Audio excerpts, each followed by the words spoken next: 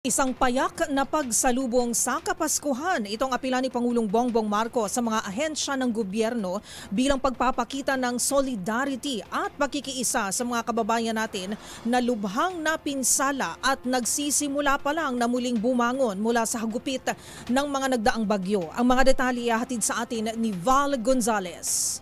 Umani ng positibong reaksyon sa ordinaryong mamamayan ang panawagan ni Pangulong Ferdinand Bongbong Marcos Jr. na iwasan ang magarbong Christmas party sa lahat ng ahensya ng pamahalaan.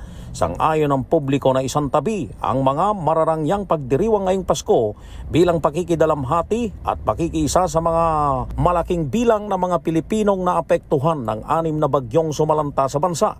Tama lang naman yun na lalo na ngayon maraming bagyo, maraming mga nasalanta, maraming mga nawalan ng hanap buhay. Tama lang na mag-Christmas party sila pero hindi naman yung masyadong magarbo. Tama lang.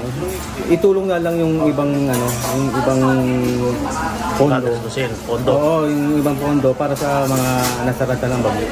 Sabi naman ni Ate Jen Rafon, may-ari ng isang karinderya sa Scout Fuentebella, Quezon City, dapat lamang na ipagpaliban ng malakihang paggastos ng mga government agencies at itoon ang pagtulong sa mga biktima ng kalamidad.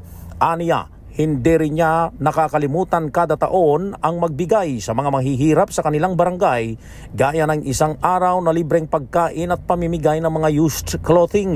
Sa pahayag ni Executive Secretary Lucas Bersamin, hindi na kailangan ng formal na direktiba para ipagbawal ang magastos na Christmas party sa mga government agencies dahil naniniwala siya sa kabaitan ng mga kawani ng gobyerno na maring mag-adapt ng austerity program sa kanilang mga pagdiriwang ng walang utos. Ayon kay PBBM, magpapatuloy ang pagtatrabaho ng gobyerno upang maibalik sa normal ang mga komunidad na naapektuhan ng kalamidad habang nagpapatuloy din ang mga operasyon sa paghahatid ng tulong sa mga biktima.